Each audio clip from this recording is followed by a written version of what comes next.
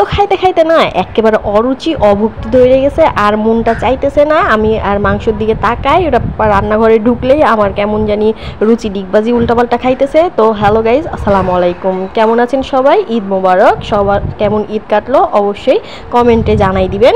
তো হচ্ছে কে কীরকম ভুঁড়ি ধুয়েছেন বা কে কীরকম ঈদের দিন থেকে কাজ করলেন তাও অবশ্যই জানিয়ে দিবেন।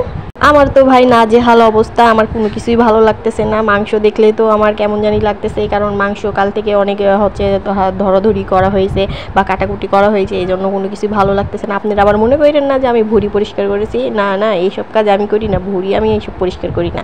তো আমি হচ্ছে কালকে মাংস দেখে বা মানে লাড়চাটা কইরা আমার আর ভালো লাগতেছে না। তো কালকে থেকে আমি বলতেছি আমি একটু নিরামিষ খাইলে অবশ্যই আমার ভালো লাগবে।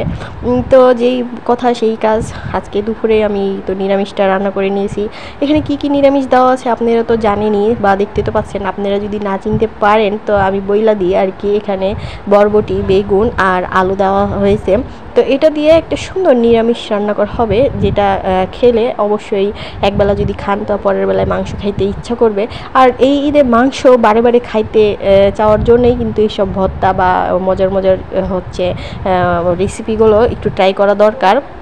তাহলে মাংস বেশি বেশি একবেলা যদি না খাইতে পারেন তো আরেকবেলা খাইতে পারবেন। কুরবানির ঈদ তো হচ্ছে মাংস তো খাইতেই হবে, মাংস না খাইলে কি আর হয় বলেন? তো ঈদের মজাটাই তো বুঝবেন না, হাড্ডি না খাইলে ঈদের মজা কেমনে বুঝবেন?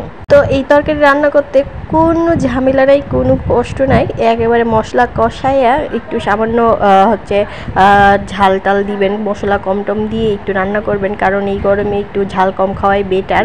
আমার কাছে তো ঝাল। ব্যাকগ্রাউন্ডের সাউন্ডগুলো ইগনোর করবেন।